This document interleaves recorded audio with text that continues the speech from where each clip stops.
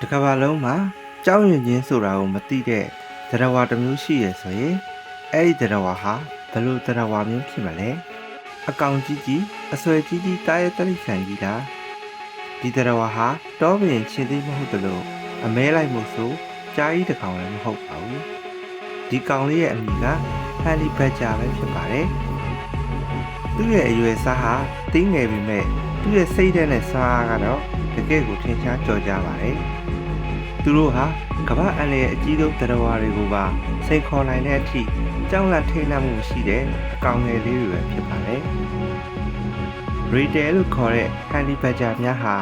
အာဖရိကအာရှတောင်ပိုင်းနဲ့အိန္ဒိယဒေသတွေမှာတွေ့ရများပြီးဝီဆယ် family မျိုးနွယ်ဝင်များပဲဖြစ်ပါတယ်။ဟန်လီဘတ်ဂျာများဟာငွေကင်းမီကောက်နဲ့ကြားရည်များကိုစားသုံးလို့ရှိပြီးဟာယီနာခေါ်ခွေးရများခြင်သေးကြားကျက်တစ်နဲ့ဆင်ကဲတို့သရဝါများနဲ့ပါမကြောက်မရွံ့ပဲတိုက်ခိုက်လိရှိပါတယ်။ဟန်လီဘတ်ဂျာများဟာအစိတ်ဓာတ်ကိုခံနိုင်ရရှိကြပြီးငွေကိုက်ခံရရင်တော့တခဏသာမှုမိသွားပြီးနိုင်ပိုင်းအတွင်းအနည်းငယ်အကြာမှာပြန်ထလာက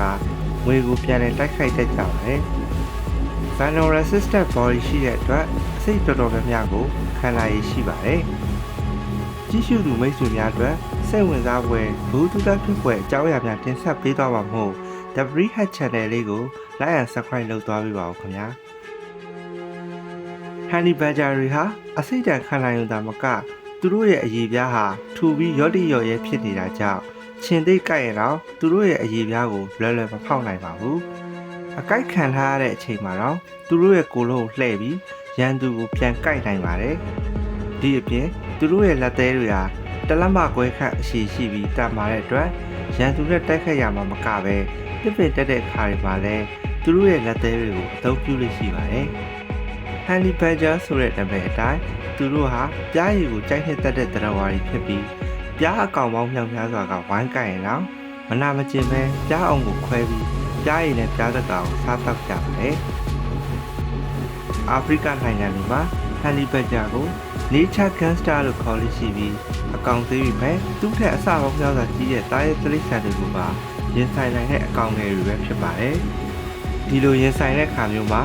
သူတို့ရဲ့စအူမှအနံ့လိုတစ်မျိုးကိုထုတ်လွှတ်တတ်ကြပြီးအဲ့ဒီအနံ့ကိုသူတို့ရဲ့ရန်သူတားရဲကြီးတွေမခံနိုင်ကြပဲရှောင်ကွင်းသွားကြရပါတယ်။ Honey Badger လေးတွေပြီးတဲ့သင်ခန်းစာကတော့လောကမှာခန္ဓာကိုယ်အရွယ်စားကအဓိကမဟုတ်ပဲစိတ်တဲ့အရာကသာအဓိကဖြစ်ပါတယ်။ဒါဟာသေးငယ်ပေမဲ့မကြောက်မရွံ့မနာမနေအလျှော့ရမ်းဇွဲနဲ့တတိတို့က